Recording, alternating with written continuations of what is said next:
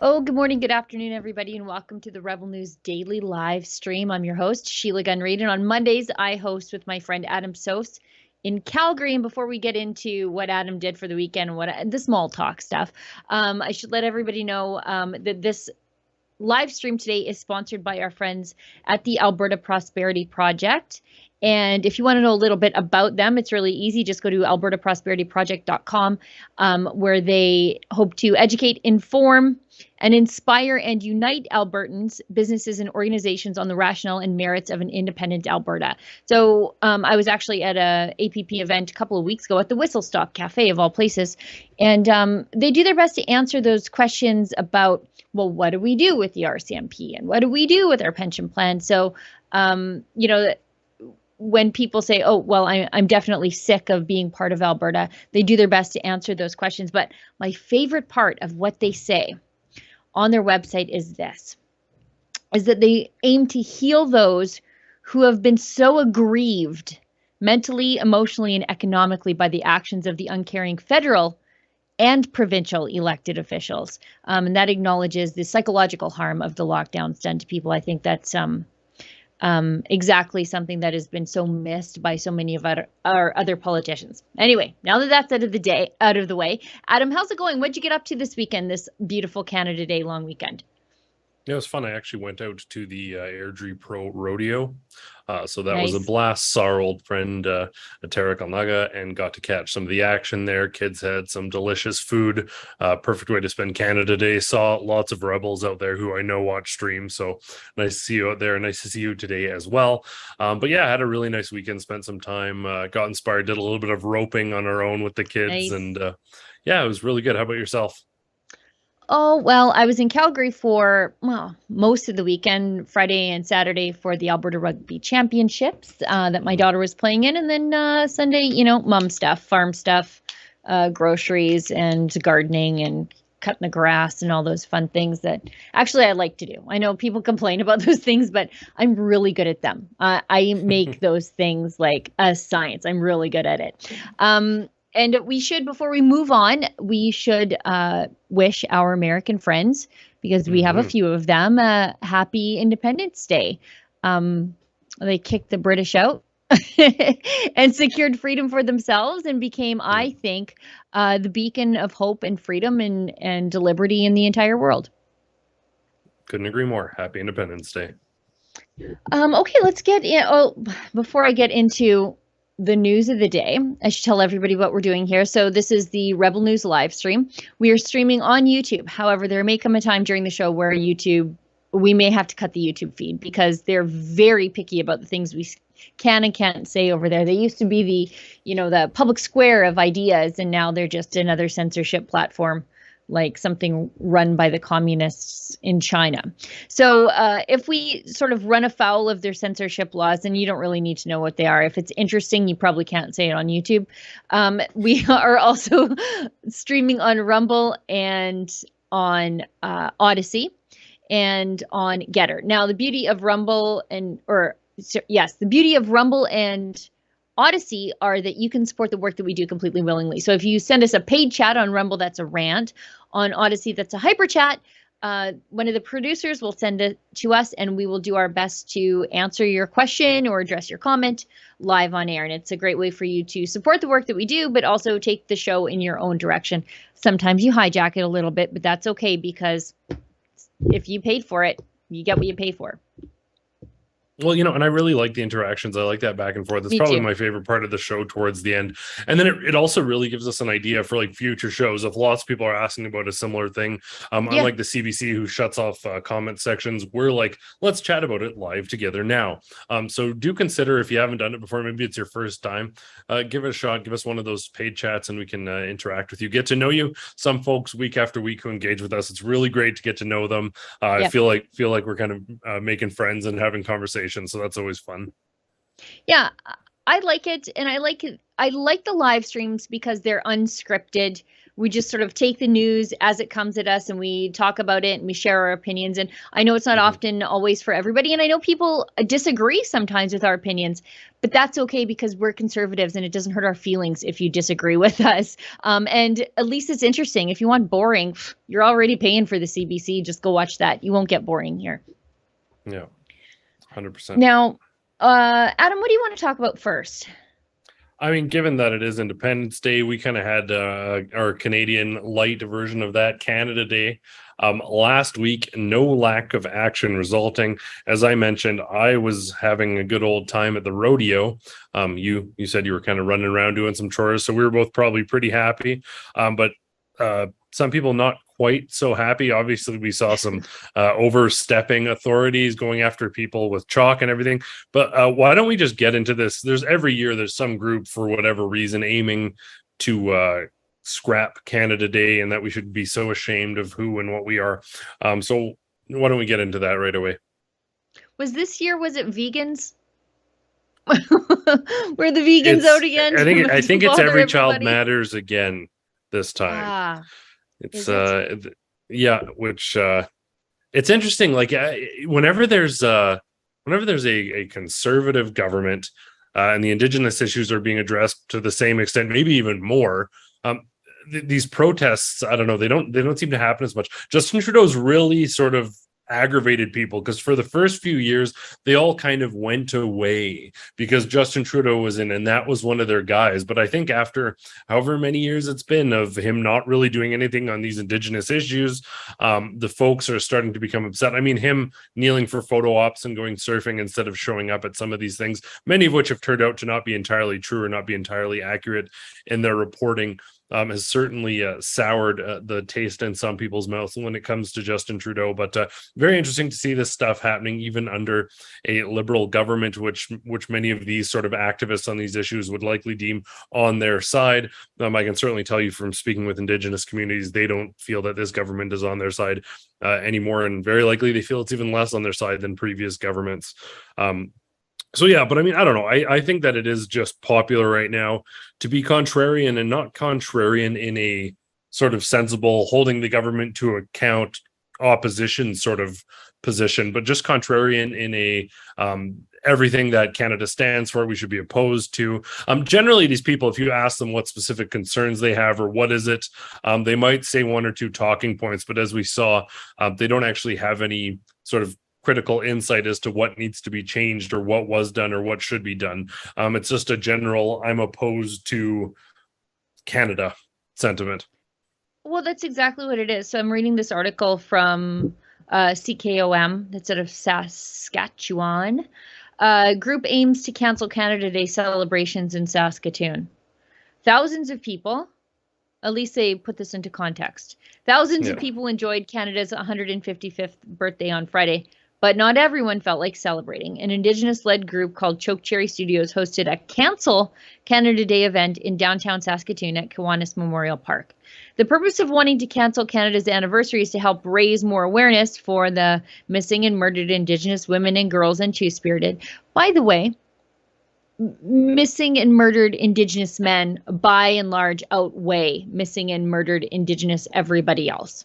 By and large, but we have no focus on missing and murdered Indigenous men, even though they are way more of a missing and murdered Indigenous group. But the feminists have hijacked this too, and to raise awareness about Indigenous children that were affected by past residential school experiences. At least they didn't say mass graves, because as we know, that's not exactly the case. This busybody says cancel Canada Day is to bring the community together. What? Anyway, Canada Day is celebrating genocide on land that basically tried to eradicate our Indigenous people. It's unfortunate. I feel like people here really don't understand the context as much. People that do celebrate Canada Day, they don't recognize what they're actually celebrating. Yeah, I don't think this person understands the context, but... Yeah, and they go on to say that even the fireworks bother them. So, you know, Canada is a big, diverse country, and Canada Day means different things to different people, but can we just let everybody alone? Like, if you want to cancel it, fine. If you don't and you want to celebrate it, that's fine too, but I'm just so sick of this nonsense. Like we showed some viz of the vegan protesters down on Parliament Hill. So if you were a Canada Day reveler, as I was calling them in all my written articles over the weekend, or if you went down there with an F Trudeau sign, you could not get anywhere near Parliament Hill. It was like No. airport security that actually works. Um, and but if you were like a vegan activist, the police escorted those people up to Parliament Hill. There was no problem with their signage, no problem with their anti protein signs. That was all fine, and they could get as close to Parliament Hill as possible. But if you were wearing a shirt that said "Free Tamara Lich," by the way, or "Free Tamara Leach," I should start saying her name properly, you can get anywhere near Parliament Hill. And this is the stuff I hate. Like, just it's a Canada Day. It's a day for everybody. And does Yeah. this country have warts? Yeah, I feel like more than ever. But if people want to celebrate being Canadian, shut up and let them celebrate. Well, and this is the thing, is all of these, they're so like, and I just want to clarify, the follow-up to this will explain what I'm saying, but this sort of cancel Canada Day thing in light of what happened in Indigenous schools is meaningless because it doesn't do anything to address the ongoing plights of Indigenous communities. What they want is division sowed over issues that aren't actionable items. So arbitrary people with signs about the climate, they get a direct escort right up there because there's no tangible action that can come from it. It's exclusively virtue signaling. These people saying, let's cancel Canada Day, with no sort of basis whatsoever, in reference to something that happened a long time ago. Well, not that long ago. Keep in mind that this was under Justin Trudeau's own dad, but not all that long ago. But there's so many fundamental issues, and I think people very often out there are sick and tired about hearing about Indigenous issues, and it's because we're focused on all these things in the past that we can't address, and people just want us to feel bad for, instead of saying this is stuff that's happening to Indigenous communities right now. I think there should be protests every week on Indigenous matters like there were against COVID-19 mandates, because there are massive critical infrastructure issues. People are suffering, kids can't have baths, and nobody seems to care. But these activist groups who don't care about Indigenous communities, this is just virtue signaling. They don't care at all, because they would be allocating their resources to ensuring kids could have baths without their skin burning, or people could drink water without bringing in potable water on trucks. These people, they don't care about any of those underlying issues, the same way that these climate alarmists, they know there's no actionable items there other than paying more taxes. But if you come forward, if you're one of the protesters who's, say, blocking Trudeau's bus because you want fair treatment or justice for Indigenous communities, if you're people going up to Parliament saying, hey, you know what, these COVID-19 mandates and these travel bans are unconstitutional, if you're one of those people, well, then you get ejected and evicted immediately. I'm with you 100%. On this aimless virtue signaling, it needs to come to an end. Let's focus on some real issues we can do something on. Yeah. When was Justin Trudeau supposed to end the boil water advisories? Years ago? He campaigned on it. Well, I think some people did. Some people voted for him because he was going to be the great white savior, is how he painted himself to be. And you know, he campaigned on that in 2014, 2015. Here we are, 7 years later? Boil water advisories still happening. Crooked companies taking contracts to repair and restructure and rebuild and retrofit water treatment facilities that never get fixed, because that ends the gravy train if you actually fix something. I mean, it's just ridiculous. And instead of actually doing something and looking for accountability, we get cancel Canada Day. Great. And it's literally like, not to be the guy to say this typically, but this is active racism. We literally aren't addressing a massive issue that wouldn't fly in white communities because it's happening in Indigenous communities. It's just going on. It doesn't matter how remote, how rural, whatever it may be, these same issues wouldn't happen in white communities, plain and simple. And that's because Justin Trudeau doesn't really care about these communities. He thinks of them as a lower class, and he only uses them when they're a token to be used to his advantage.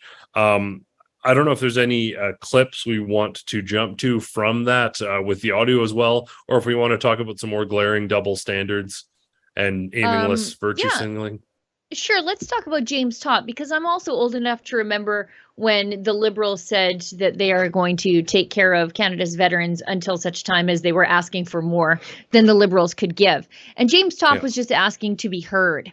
James Topp is a veteran who walked all the way from, well, basically Vancouver all the way to Ottawa. He went on yeah, foot. Um, and he's in trouble for some of the statements that he made while wearing his uniform, which he earned and served in, about the lockdowns. And so yeah, he's facing charges, conduct charges under that. But he walked all the way there. And instead of being met with, a politician or two from the Liberal government who says, boy, you walked all the way here, maybe we should just give you the courtesy of pretending to listen to you. No, instead he's met with protesters and called a fascist. On the flip side, though, there were thousands of people who were in the park there to meet him at the Tomb of the Unknown Soldier, and he wept as he put his hand on the Tomb of the Unknown Soldier, because I think the deal is when you sign up to be in the military, that could be you in that tomb. yeah, And just the absolute disgrace of both the people who protested him, called him a fascist, said he is a traitor to his country because he walked across the country for freedom and to be heard. And the fact that he wasn't met by a single Liberal politician, it's just disgusting. But I also think yeah. it's interesting that many of these protesters who showed up to be counter protesters to him, who are saying that he's a disgrace to the uniform, these are the same people who would call anybody wearing our uniform baby killers and war criminals. Yeah, 100%. And I mean, this story is incredible. I remember I was looking back and I shared in case you missed it, after Yeah. Topp already walked all the way from Vancouver to Calgary, which most of us could never, ever do. We could No. not walk that distance ever, period. It would never happen. So, and I look back at that and that was 2 months ago. 2 months ago. And he's been walking that entire time since, already having walked from Vancouver to Calgary. He didn't make the comparison or necessarily want to make the comparison. He certainly said that he was inspired by it. But I mean, this guy is the sort of Terry Fox of the anti-mandates movement, plain and simple. I'm going to say it outright, because this guy, he saw something fundamentally wrong. He saw something fundamentally contrary to his mission statement to protect Canadians, to stand up for truth, justice, to do all those things that he sort of often soldiers have as at the core of their person that inspires them to get involved in the service. And he saw that violated in a fundamental way. And he was very clear. His message was always very sort of like, end mandates, justice, restoring Canada. He wasn't out there with an extreme opinion. And also, you'll notice, while he might have given the occasional brief speech, he was leading by example. He was marching and he was kneeling, and he was saying, listen, he's just trying to bring attention to Canada needs to get back to what it's all about. He is about as straight-laced and upstanding a citizen as you can imagine, saying something almost impossible. When I interviewed him, looking him in the eye, you knew he was going to finish this walk, but it almost seems like, well, at some point something's going to happen. Like, no one's really going to walk across Canada to protest this. This is unthinkable. It seems almost impossible. Well, this man did it. And I think at the very least, any sensible government would have had an official out saying, we don't necessarily agree with Mr. Topp's perspectives or opinions, but the fact that he walked across this country in an effort to some sort of generic political statement about how this guy clearly is doing this on some strong convictions, but no, nothing, just vilification and likely organized protests there, to try and make this a negative thing. Well, that black and white picture, I don't know if you've seen it with him touching the tomb, that initial shot, that is going to be in the history books for this country, right along with some of the Coots and Ottawa blockade stuff that we saw. This is the stuff of history. And I think it's very interesting because Canada, as we know, is a very young country. We can attest to that with Canada Day just passing here. But we don't have the big castle battles and the history that you see when you're in Europe or even if you're in the Holy Land, wherever you may be, we don't have that lengthy history. We're very much writing the early stages of our history and determining the course of the country moving forward. Unlike our friends to the south, we asked for our freedom, we didn't take it. So these are the sort of early stages of when Canada demands her freedom, both from within and without. So looking forward to seeing that picture in the history books when I'm telling my grandkids about Canada's history and the moment in time, or the moments in time. There we Look are at this. when we affirmed. But look at that. And Like, all if the that doesn't veterans give you, around, like, look at all yeah, the veterans behind. yeah. If that doesn't give you chills, that is the stuff of history. And for the liberal politicians out there who don't see this and understand that they've been wrong, who don't have that have we been the baddies moment, the same Yeah. lunatics who are saying now we have to get vaccinated every 9 months, which we'll talk about probably off YouTube. But for them not to see this and be like, maybe we're wrong. I think they know they're wrong at this point. I think the threshold's been crossed. Yeah. I think for a little while we could excuse some people for going along with it. But the threshold's been crossed. The writing is now on the wall. The line is in the sand, and you're picking your side. And frankly, I want to talk about this a little bit. Let's look at the sides that there are to pick here. Clearly, as conservatives, we don't block people in together. We're more for leaving people alone. But there's a general.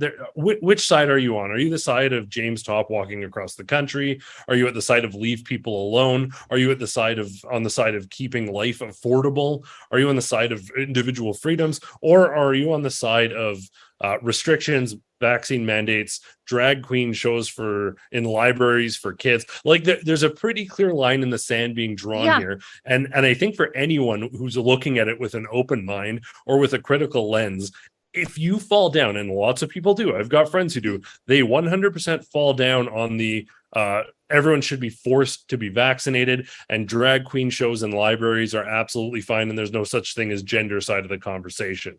How we got to this point, I don't understand, because in 2004, that would have been ridiculous. Now it's what sensible mainstream people actually believe. We've lost the plot. We've got people, and before we get into the drag queen thing that horrified me over the weekend, but we have people in the mainstream conservative movement who are agreeing with this question. What's the harm in exposing little children to this? We've got people in the mainstream conservative movement who are asking that same question, which I think is insane.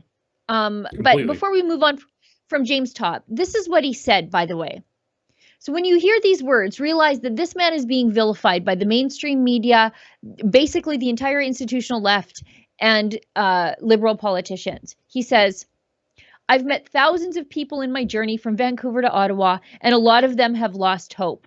They feel lost. They're angry. They lost faith in the system. We've already started something. Heed the call, assemble, organize yourselves, plan. What's the answer? Nonviolence, peace. That could have come from Gandhi, but instead, this is a man that they're calling a fascist every single day. By the way, this goes to my constant point, and if you're a regular viewer of the live stream, you know that I say this all the time. James Topp is the kind of guy that you want in management. You want this guy to be the upper brass in the military because he's ethical, he's self-sacrificing, he's willing to do for other people, and he did not bend to pressure when he knew the thing they were asking him to do was wrong. Those are the people you want in all the top management of all of our institutions, in academia, in policing, in the military, in government, in battle, in the bureaucracy, all those institutions, in the legal system, you want this guy as a judge presiding on other cases. All those institutions that failed during the pandemic for the normal people, it's because they purge people like James Topp out of them. And so we are going to have a huge problem in the very near future in all those public institutions because we chased the moral and ethical objectors out of it and then moved up and promoted the go along to get along worker drones who will do whatever their bosses tell them to do, even if they know it's wrong. So again, the world is in for a very tough time in the very near future. And not the very near future already. Like the Oh, for reason sure. that there are thousands of bags at Pearson piled up is because the critical problem solving people who are like, how are we going to deal with the sudden emergence of new traffic and new travelers? Those people, and it's not only the fact that like 15-20%, whatever it is, of their labor force is gone, it's that the best of their labor force The is also critical gone. thinkers. The critical thinkers who stood on thinkers. principle. That's why Yeah. you're waiting 3 days because of canceled flights or whatever, or 6 hours. Look at this All mayhem. of yeah, and this is My happening daughter's around the luggage is world. in there somewhere, by the way. Yeah, Like my daughter's it's luggage has been chaos. there for 2 weeks. Yeah. And this is a direct consequence. And I'll have an interview coming up this week with a WestJet employee who's part of a group of 100 people who are sort of finally taking a stand. But I asked him, and he's a pilot who used to train people, how much that directly corresponds to these people being gone. And he said it's undeniable and overwhelming. The reason that these issues are happening, and they're happening everywhere. They're happening in passport offices. You're going to see it across the board. It's categorically Justin Trudeau's inept government, the fish rotting from the head, things falling apart. But just getting rid of even 5% of your critical thinkers, your top employees, often people who've been with the company for 20 years. Also, I mean, the fact that they got rid of people and they're not paying them pensions who were there for a long time. They evicted a bunch of Do you sort of see a single airport worker doing anything about this luggage, by the way? Nothing. It's Nothing. all they know how to do is pull it off the belt and pile it up. Yeah. That's all they're doing. A robot could do that. And this is going to be society. Critical thinkers? Yeah. Yeah. This is going to be until a new government comes in, hopefully with competent leadership and significantly changes things. But I mean, I'm not talking about things are going to be better in 4 years. Like this is a decade. It's going to be a decade to recover from this categorical ineptness. Extremely troubling stuff, to say the very least. But yeah, wild. Now there's a couple of angles we can go now. We can talk about some of the other environmental protests and what happened at F1. But I think on the theme of people fed up with their governments and taking a stance, we can hop perhaps to the tractor protests that are unfolding, maybe? Sure. Yeah. Do we have Let's roll some clips. Tractor protests? Yeah, let's roll some clips for people. I mean, it's incredible. We talked about Canadian history sort of unfolding before us and us being a young country. Well, the trucker protests, the blockades that we saw here, they were emulated around the world. We saw them in Pakistan. We saw them in Australia. We saw them in the United States. Yeah. And now the Netherlands has taken it to another level altogether with their protests. Let's roll some of these clips. Yeah, this is crazy. I'm so proud, but this reminds me of exactly the images we saw coming out of Coots with the tractors blocking the road. And what is this?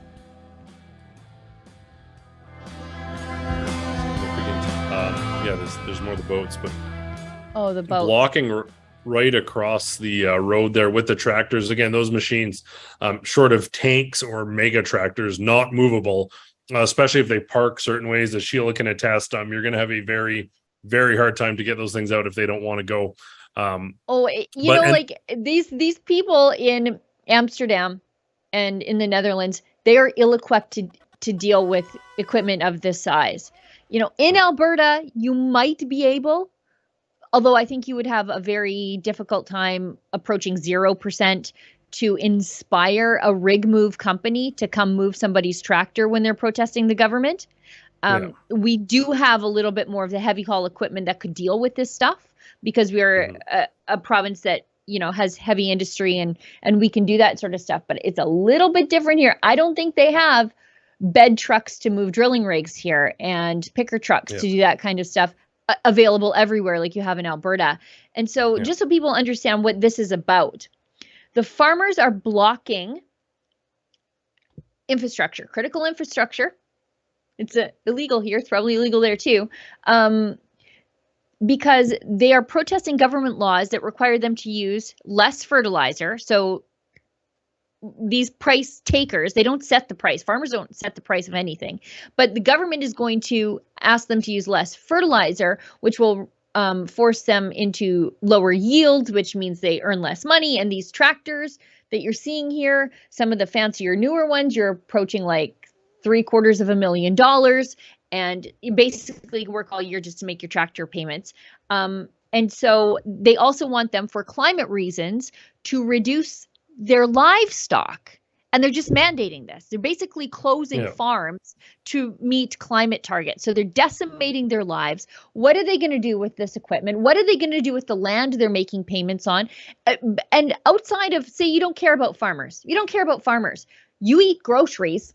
And so when there are fewer things on the market, lack of supply will drive up the cost of food to the consumer. And so when you are reducing farmers' yields, because you are limiting their ability to use inputs that increase their yield, that makes everything more expensive. When you're taking hogs off the market, it makes your bacon more expensive. Yeah. And so these farmers are out there protesting for their livelihood, but also for the Dutch consumer. And they're all over the place. They're blocking the airport. They're blocking the ports. Like, I would not take that equipment across that little bridge. Never. But they are. And this is sort of, I saw images like this in Edmonton at the legislature when the farmers brought their tractors to protest Bill 6, when they did it as part of the anti-lockdown convoys. This is inspiring to see. And I think you could draw a straight line from Alberta to these protests in the Netherlands. These are our tactics. And 100, it's incredible. Like, I mean, for all the people out there who are salty about the truckers and are hashtagging free dumb convoy, which is mostly bots, and I don't believe it. As I said, Canada Day just passed, and I think Canada can be extremely proud because you see Canadian flags at these protests. Like those people started a global movement of enough is enough, and we are sick of this. And I want to remind people out there, I've been doing a lot of stuff about sort of local food lately. We did our Free the Beef campaign, which was a big success. We went out to ranches, we went out to the Bison Ranch, all that sort of good stuff. Also, that video is sponsored by our friends at the Alberta Prosperity Project. But it's incredible to reconnect with people where their food comes from, because sorry to break it to you, if you don't care about farmers, the farmers can lock stuff down and they'll be just fine. You won't. Yeah. The farmers can live without you. They can block down the roads, lock off their land, and live for 20 years. The rest of society will starve within. Yeah. And what's the difference to the farmers when you're telling them they have to close their farm? Okay, fine. Don't threaten me with a good time. I will. Yeah. But I'll be fine. You won't. Yeah. Like within 6 months, everyone else goes hungry, and the farmers live off their shares. And this is what you threaten the people who are the building blocks of society. And I know for the people, we talked about the two sides, the sort of freedom side and then the control side. The control side, you think you can take on farmers while having your drag queen shows and libraries, blah, blah, blah. You think you can take on the farmers, you don't win. Because eventually all the people get hungry and then they're on the side of the farmers and the farmers win. But in the short term, the farmers can block everything down. Albertans, without the necessarily the full farm equipment, just blocked off a small town and a road, and they would have been fine in an ongoing fashion until they decided to leave. These farmers, they can hold out for years while their grocery shops run empty. Look at that. Like, look at that. And you got to know that maybe only 25% of the people in the crowd are even remotely connected to agriculture. This is everybody else supporting them in their fight against the government. Yeah. I was just reading some more about this. They want to reduce nitrogen emissions. So they want reductions are necessary in necessary. I'm reading the government's words. I don't think they're necessary, but reductions are necessary in emissions of nitrogen oxides from farm animal manure and from the use of ammonia in fertilizer. The government says estimating a 30% reduction in the number of livestock in the Netherlands. 30%. You're asking these folks who feed you to just say, okay, well, you're just going to have to do without 30% of your income. Figure it out. And then what does that do to the price of food? Yeah, they do. And I'm working on a story right now that I think will be shocking to people. Again, we had that win on the Free the Beef, ground beef labeling, but the attack on sort of ranching and agriculture, pork, beef, all of that is well underway. We see it here in the Netherlands, people standing up. It is going to come here next. And some of the stuff I'm reading and I'm investigating, so I don't want to get into it too much, but it's very, very troubling. I think the next front we may very well see, and we've talked about this before, but the mandates forcing people to do something clearly didn't work. So they're going to be taking these alternative measures, like we're seeing the government in the Netherlands try to do, where they're not forcing you to get a vaccine, maybe, but they're making it so unaffordable to eat meat that maybe you start consuming crickets, and they're making it so unaffordable to go on vacations that maybe you just stay home and get a VR headset. Maybe just lock yourself down. Yeah, maybe just lock yourself down. They're making it so everyone has to buy electric vehicles they can't buy and only have 200 kilometers of range in the winter or less. So you really can't go anywhere. So eventually you become stuck at home eating crickets, and the World Economic Forum gets their way. And that may sound conspiratorial, but it just simply isn't. People still need to eat. Populations are growing. This government, other governments are trying to cut back livestock because of global warming. As the world's population grows, you expect more emissions. That's what happens when people come into existence, reducing emissions while more people are populating the earth. That means there's a general reduction in quality of life, unless you're able to make significant leaps forward in technology. But that has to happen naturally. That has to happen organically, because when you try and force it and it isn't ready yet, you have everyone is starving to death, like you did in the Leap Forward manifesto in China. You can't rush these things. They will emerge naturally. And when things make sense on the market, when I can slap a solar panel on my roof that works throughout the year and is efficient, and I don't have to pay the government for electricity, that's just, everyone will have one automatically. But we're not there yet. It's not practical. So we can't force this on people. Speaking and of, don't get me started on my DHA B12 conspiracies, because when I see this, I see, okay, so you're taking 30% of the 2 chemicals that you need for human consciousness right off the market, just like that. And you're making it expensive so that the only people who can afford meat are the wealthy, which makes this worker subclass of drones who are malnourished and who are not able to think clearly, because you've taken the 2 very important components of consciousness right off the market for them. You've priced them out of DHA and B12. And again, if that does sound kooky, and don't get me wrong, I've got an interview coming up today with Clay Clark, and I don't necessarily agree with everything that we discussed in that interview, but you can look at Yuval Noah Harari, and I know the Exposed Reset's going to get into this at length. He literally talks about this useless class that we're going to have to dope up and get them on video games because we're going to exclude them from society. He calls them useless eaters. Yeah, useless eaters. Yeah, useless bums, useless people. This is one of the key agents of the Great Reset, which, by the way, is 50% of the Liberal cabinet. The World Economic Forum infiltrated, Klaus Schwab. The things that are very evidently not conspiratorial anymore and are self-evident and are published and can be evidenced by anybody remotely interested are shocking. So from what you said there, that's pretty agreeable, I think, based on the evidence of everything that is out there.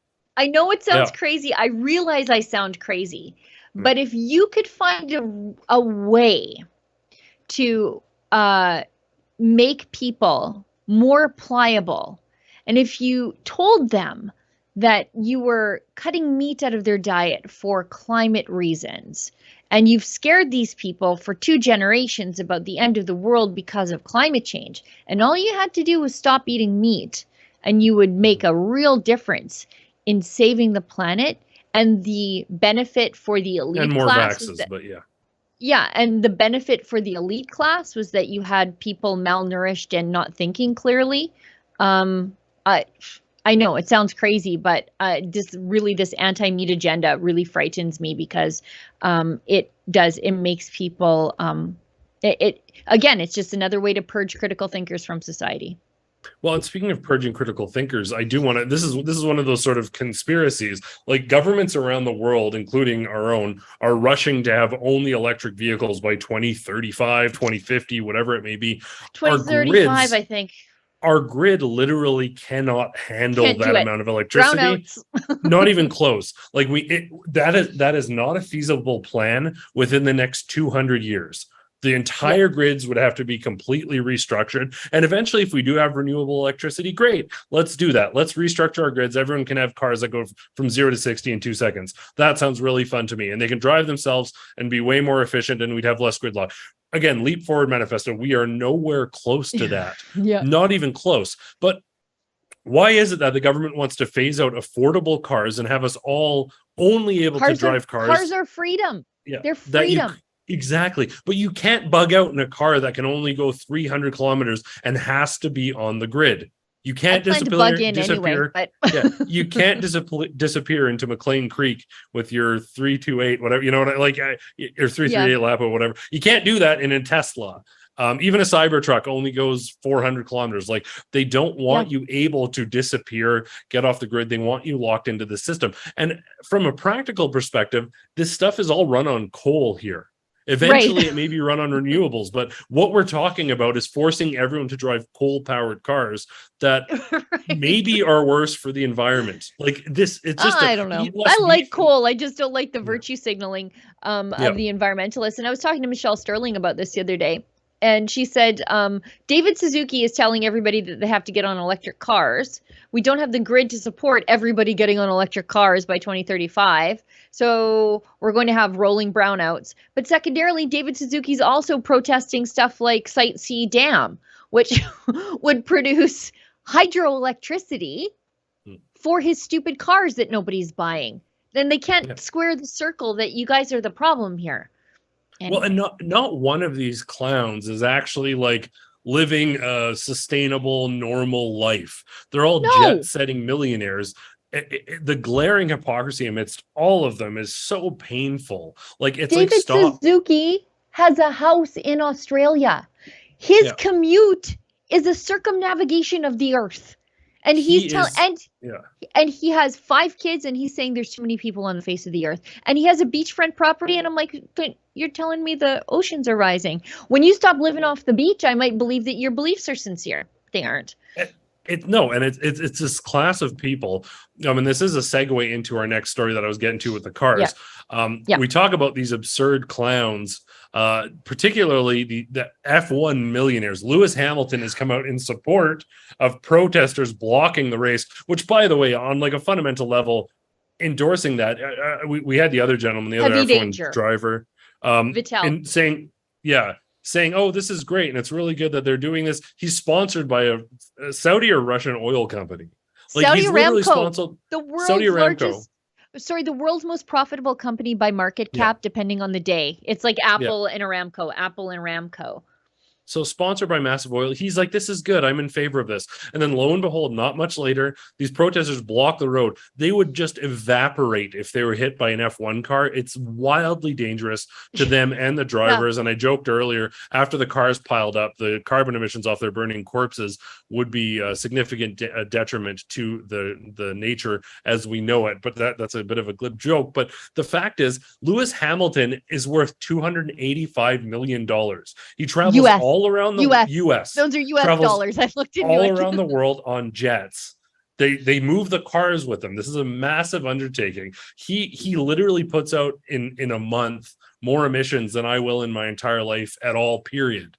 And he's like, oh, well, once I found out what they're about, I supported them. One, it's incredibly dangerous. Two, Yeah, F1 drivers backing and supporting environmentalism. It's absurd. It's so counterintuitive. Like, the amount of he's emissions made, that this yeah, he's made it, in excess of $300 million Canadian driving in a circle, but sometimes they squiggle a little bit for a living. And I'm not saying that that's not skill. I'm saying that's hypocrisy for him yeah. to protest climate change or support climate change activists. But these cars are going 190 kilometers an hour on a track, and you are supporting protesters breaching the track. By the way, where's security? They're breaching the track, getting close to the track.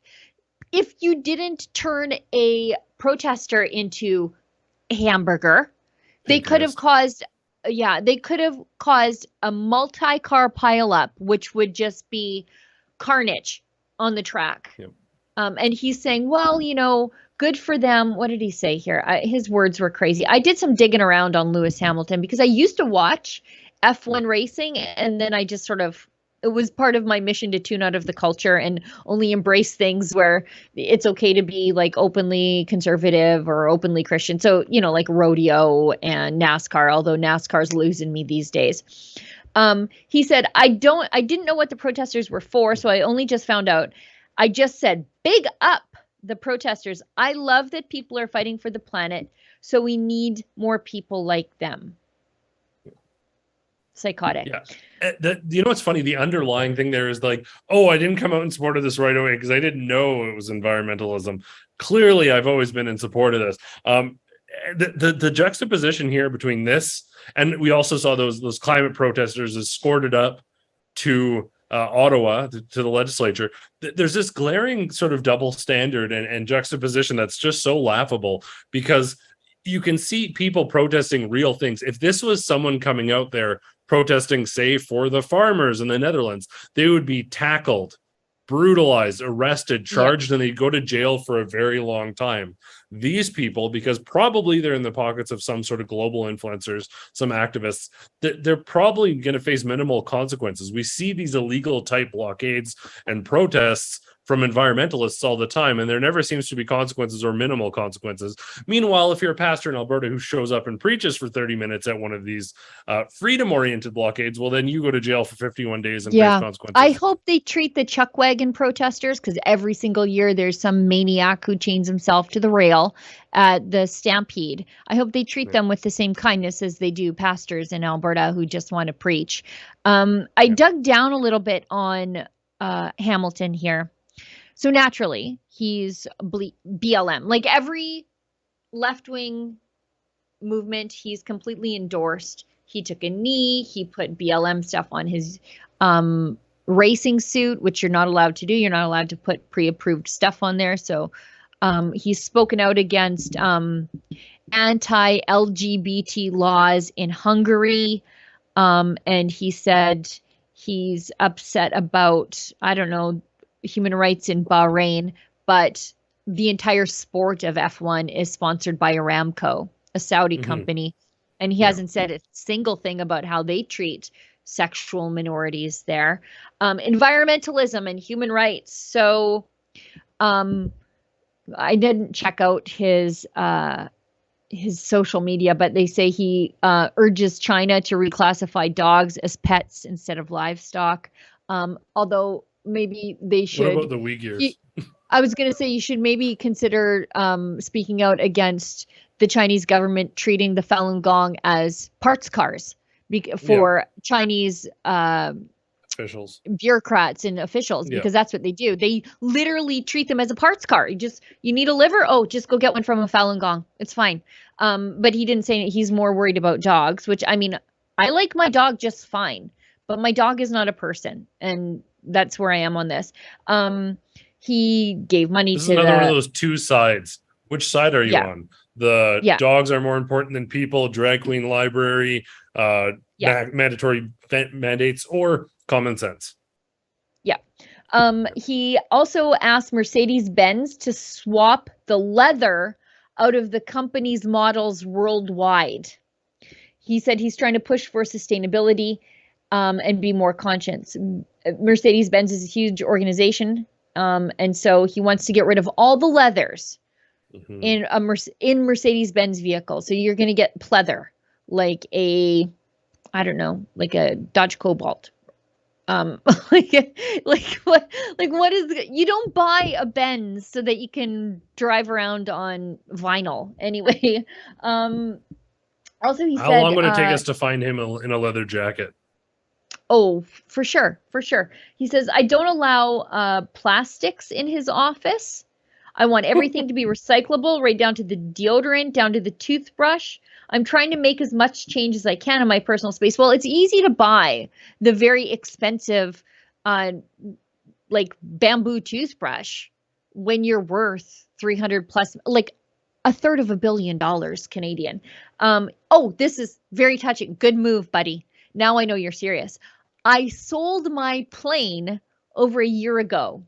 I fly a lot less now. I'm trying to fly less through the year. He sold his plane but what does that mean? So you just go first class in a regular plane? That you're not really doing anything different, right? Yeah. This guy. Wow. What a hero. I know. He's laughable. And I mean, those tire changes, he must not do tire changes during a race. No. All the rubber they're leaving on the that's a few straws worth of rubber and plastics there, buddy, you're leaving on the track every race. Glaring hypocrisy, and it's just like, It's just never ending with these guys. You can't even make up a satirical example No. of how backwards and hypocritical these guys are, because they've already. I literally can't think of something more ridiculous than a near half billionaire F1 driver supporting climate initiatives. He switched Especially, his I mean, toothbrush you know out what? and I it's can fine. actually. Someone who's sponsored by Aramco doing the same thing. Oh wait, that also happened as well. Yeah, he's mad at Yeah. Hungary for their treatment of LGBTQAI issues, but he hasn't said a word about Saudi Arabia. And that Not a word. you literally look at like Greta Thunberg, how dare you, about like the United States, which I think has seen a 10% drop in emissions. Not a word on Thank you, China fracking. or India or any of these other countries. It's interesting, but Yeah. that's not the narrative whatsoever. What is with all these people? Like literally, if you're concerned about the climate, if you're concerned about human rights violations, if you're concerned about LGBTQ treatment, any of these sort of things, literally China and some Middle Eastern countries are basically, India as well, are places, literally still a caste system, are places you would criticize. None of these people ever criticize those things. The most glaring No. examples, I mean, literally, I think there's slave markets in, where is it, Libya, or I don't, there's Yeah. literally slave markets right now. No one ever talks about those issues. They're talking about straws at Starbucks and chalk in Ottawa. Yeah, Glenn Beck talks about this all the time because of some of the work that his charity Mercury One does. And the statistic is that more people are in slavery, sexual slavery, or indentured servitude now than at all other points of human history combined, and nobody talks about it whatsoever. Yeah. We should move along to the other thing that's in the title of the YouTube description today, because if we don't, we'll get emails, but we're going to actually have to cut the YouTube feed maybe. What do you think, Olivia? No, maybe we'll just leave it. I think we're okay if we don't talk about the efficacy, but just the nonsense of it all. Yeah. Okay. We can just state as a statement of fact the changing perspectives of health officials and relay that information accurately to our discerning viewer. And let them make their own mind up, because I think we course. have the smartest viewers on the planet. Why? Because they're watching us right now and not suffering through the CBC. So let's throw to the clip of our health minister and his changing definitions about what it means to be fully vaccinated. I guess we don't even use that word anymore. Maybe? It's up to date. It's up to date now. You're always waiting the clip? next update. Software version 1.213. I know. Yeah. Vaccination. Let me be very clear. Up to date means you've received your last dose in the past 9 months. Up to date means you've received your last dose in the past 9 months. If you've already received a first booster, that's great. And please see if you're eligible for a second or a third booster to remain up to date. But my message today, more specifically, is for those that haven't yet received their first booster. The immunity conferred by a primary series of 2 doses of vaccines administered in 2021 has now waned. While you might have gotten infected, risk is high you could get reinfected with all the downfall, including the risk of developing symptoms of long COVID. As health experts and physicians will tell you, it's critical that you go and get the shot that's waiting for you. Yep. And you notice the language there. It's now the 2 primary doses, plus you should be up to your third booster now if you're eligible. When you have, what is it, 400 million doses to sell? Yeah. Getting everyone up to date. Is that 5? Nearly 200 million doses. Yeah, 5 is fully up to date now. If you have not received a booster within the last 9 months, you are not up to date. So I don't know. They want to make sure if but someone's pregnant, they get one in there, I think is the goal every 9 yeah. months to make sure they don't miss a pregnancy window. Well, and I think that they are trying to make sure that there is absolutely no control group whatsoever by which to judge certain things against from before. And I'm dancing with words here. But again, I don't know even if there's scientific consensus, and I'm just stating a fact, I'm not questioning anything, that long COVID even exists. But they're using this long COVID. If you don't get the vaccine, you could get long COVID. Yeah.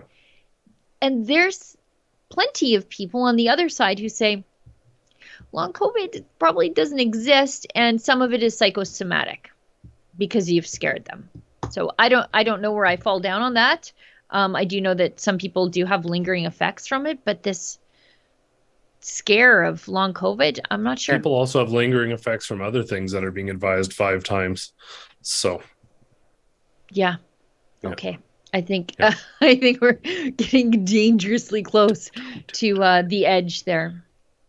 Yeah. I think we covered off everything. Yeah, should we just quickly talk about the TDF lawyers before we do the chat? Because they were. Let's just talk about what they went through a little bit here. So it's so interesting. Obviously, we saw the Ottawa police. I just don't want our friends at TDF to be forgotten. The last time in Ottawa, what we saw from the Ottawa Twitter, the police account was, and we can state this factually, they lied categorically. Repeatedly, what they tweeted out was the opposite of what there's literally video of them doing. And then if they said, these people started a fire, oh no, it turns out they didn't. Oh, these people have guns. Oh, it turns out no, they didn't. Oh, this lady threw her bike at a horse. Oh no, turns out they threw a horse at a lady. It was so concerning that the Democracy Fund did have lawyers on the ground to ensure that this didn't happen. And there was some pretty wild stuff. I know they even brought into consideration increased fines, including $1,000 plus fines for writing in chalk, which, by the way, is not illegal. You're allowed to write in chalk. It's not permanent. It's one of the standard peaceful modes of protest, but they made clear that they didn't want that. So the Democracy Fund, they had lawyers on the ground, and they actually managed to intervene and help some folks, but they wanted to ensure that the police didn't overstep or violate the laws fundamentally, which is usually, I think the police are normally the ones who are supposed to do that. But they, in fact, did so and threatened the lawyers themselves who were on the ground to make sure the police didn't overreach. So some shocking stuff, definitely. Yeah, and so we send the TDF lawyers back there. We don't send them. They decide to go, and thank God that they were there. Our team was there with them. Mm-hmm. And they're trying to carry this banner onto Parliament Hill, or not even Parliament Hill, just around. Look how it's maybe 3 millimeters thick and as tall as a human being, takes up less space than a human being. And so Mark Joseph, a TDF lawyer, and I think Adam, one of the other TDF lawyers, was there too. And look, they're just carrying this around. They're letting people know we are here to help if the police bully you illegally and push you around. And so what do the police do? Come along and bully them and push them around. But luckily, Adam, Blake Gallipo, luckily they're tangling with some of the best civil liberties lawyers in the country. And so they were able to, as long as they just listen to how stupid this was, they couldn't really put the sign down. As long as they carried this little sign around, then they wouldn't get in trouble from the police. How dumb is that? Where's the public safety issue there? The police even enforcing something so stupid is just spiteful. And that's the crux of it, is the police are not sort of barring literally displays of hatred. They aren't supposed to be the ideological police. They're supposed to be the law police. So if, for example, they're like, we've received credible threats that there might be violence against Parliament, so we're closing down the hill. Not that I necessarily believe that. That was part of their narrative. You then can't escort a group of protesters after saying we're not allowing protester people to go because they're environmentalists. You don't get to just pick and choose who gets access to protest. And how is that sign any more intrusive, obstructive than the couple hundred vegan protesters marching down the street, carrying signs, getting a police escort. That's fine. But two civil liberties lawyers on Canada Day telling Canadians about their freedoms and to say, if you need help, we're here. That was somehow dangerous to, I don't know. It crosses the line, I guess. And this is the crux of it on every single front. You can be a lunatic. You can, and we can show the clip probably when we roll out because we're out of time here, but you can be naked during a pride parade in front of children twerking. That's absolutely fine. You can protest violently. You can block an F1 track. You can do all this stuff that's illegal, stupid, and dangerous. But if you dare question the government, if you dare show up and preach, if you dare stand on some conviction that is critical of the government and not in line with this maddening agenda, as we talked about, this one side that seems to embrace this stuff, if you criticize or question in a credible and thoughtful manner, then you're a persona non grata, public enemy number one, and they're going to make an example of you. They're going to ticket you. They're going to lock you up. They're going to throw you away. We saw it with Tamara Leach. We saw it with Pastor Artur Pawlowski. We saw it with Chris Scott. We saw it with James Topp, and we're going to see it with people over and over and over again. And those people, it's shocking because how often is it the people that they're vilifying and making monsters out of and demonizing, that they're actually the ones who are clearly and self-evidently and glaringly standing for what's right and true, and fundamentally, as we kind of celebrate and pass Canada Day here, standing up for principles that Canadians have held since the onset of this nation, the principles that were implemented at the very groundwork of Canada. Those people are standing for it. They're now being vilified. They haven't lost the plot. Politicians like Justin Trudeau and activists that accompany his insane narrative have. Yeah, we should get to some of these chats because there's there's not a ton, but they're very generous and people have taken their time and their money to send us some chats. So we'll get to those. Maybe we should go out, Olivia, on the horrific, I think it was drag queen, I'm not sure, images of the little person being led around by someone who is, I don't even want to say scantily clad, arguably naked, I think is the right word.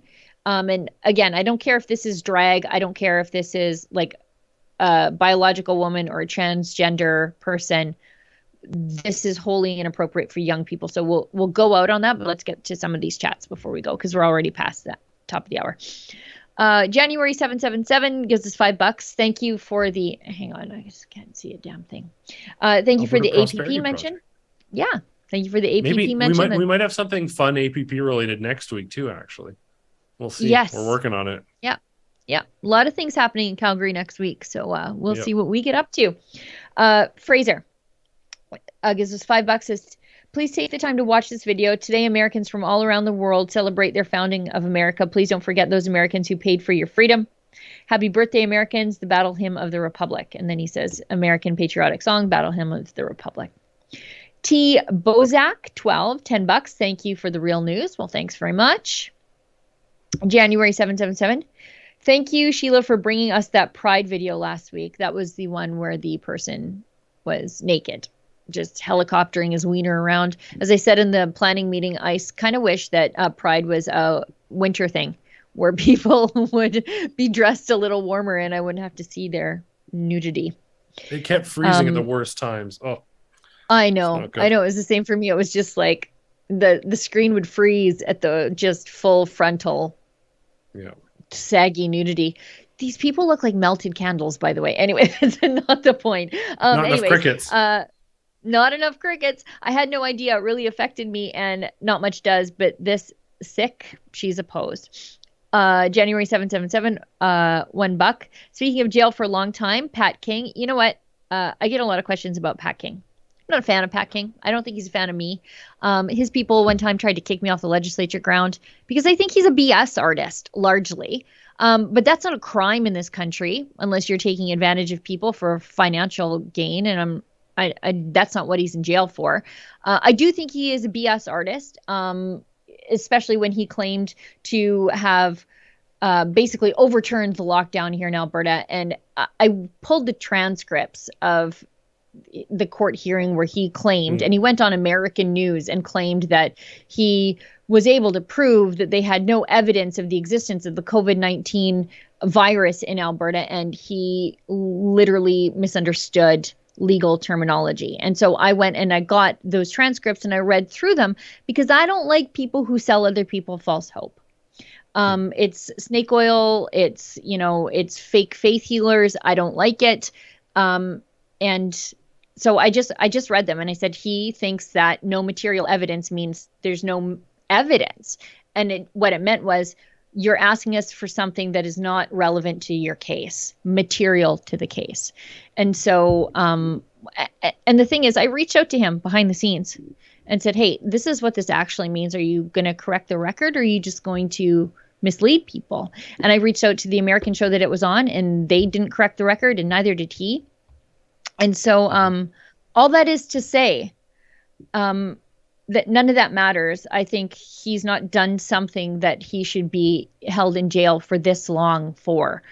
This is insane. I mean, if you are a child abuser, someone who sexually assaults somebody, a murderer, or the guy who drove his Jeep premeditatively into convoy protesters in Winnipeg, the next day that guy's out on jail. Why is Pat King still behind bars? Why is Tamara Leach still behind bars? Yeah. This is, it's purely ideological. 100%. And that's why it does matter. Sometimes we do have stories passed our way that would be smoking guns, deal breakers, the evidence you need. And people are very quick to embrace that because it's like, oh, this is what I've been thinking all along. You have to be very critical on those fronts as well. And sometimes as real news, we have to say, sorry, but this one isn't true. Sometimes we'd like it to be true, but we have to follow the facts wherever they lead us. Sometimes that may not be popular, but I think that is important. But yeah, 100%. What's happening to Pat King is 100% ideological, and it's a travesty of justice, and hopefully some justice is eventually done on that front.